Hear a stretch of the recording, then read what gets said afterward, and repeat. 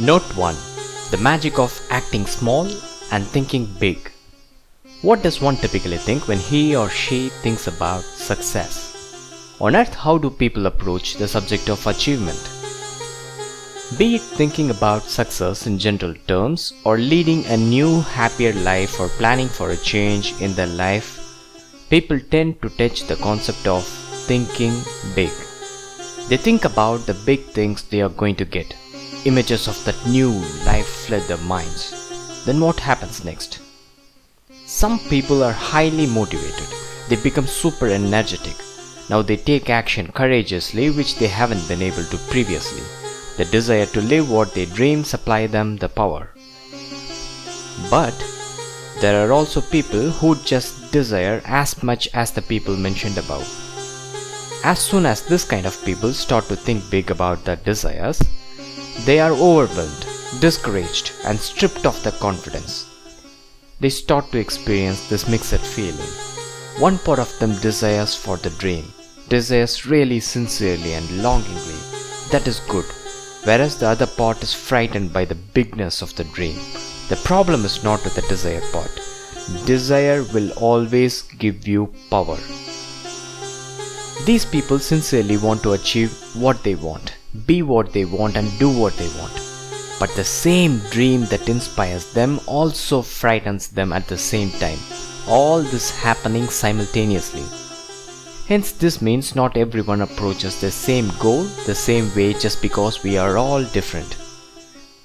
And that is the reason why some people, when they think big, are pushed forward, while some are completely discouraged, though they too want to get to the dream so badly.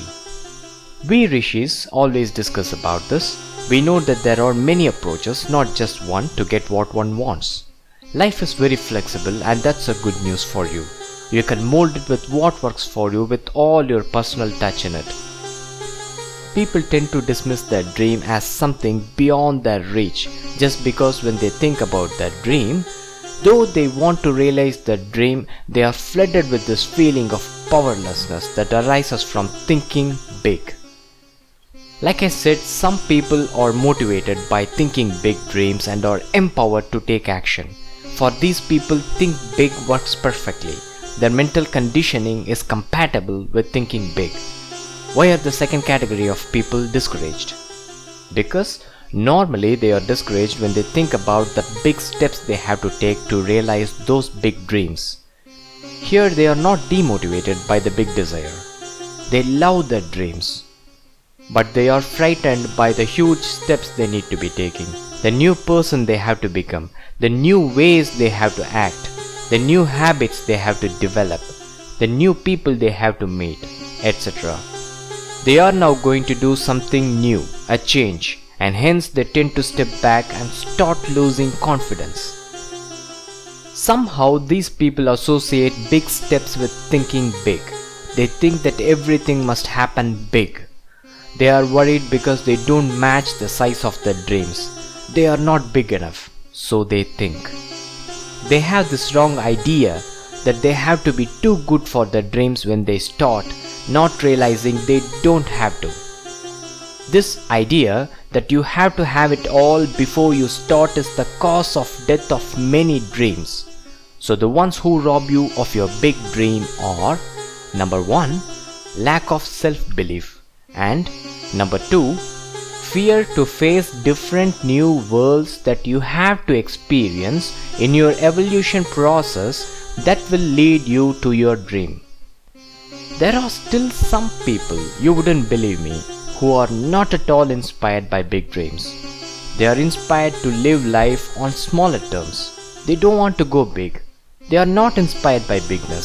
Somehow it never appeals to them. We can even say they desire small achievements over big ones. They are also fully content with their life. As long as their needs are met, they are happy. So, people come in all types.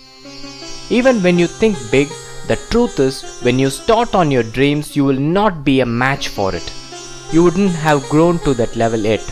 You will be little in front of your grand ideal life.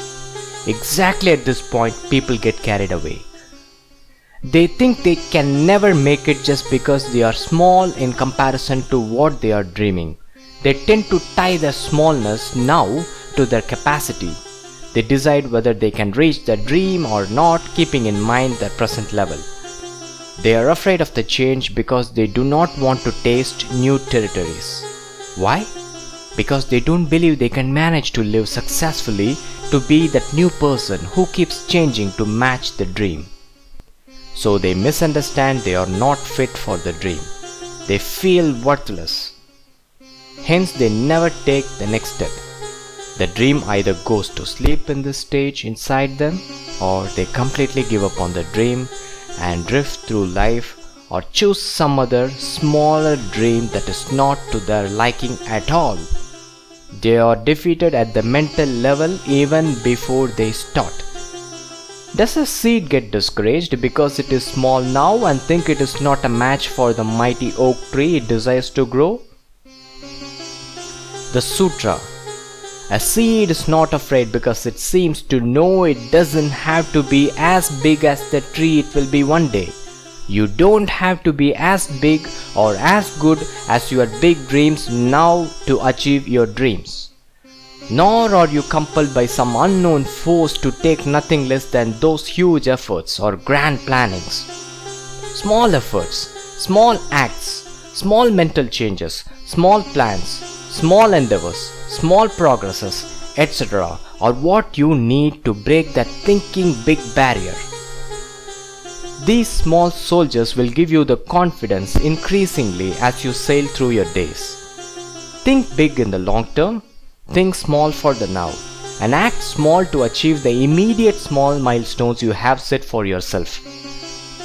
Your desire flows from those big dreams, so take the time once or more a day to reflect on your big dream.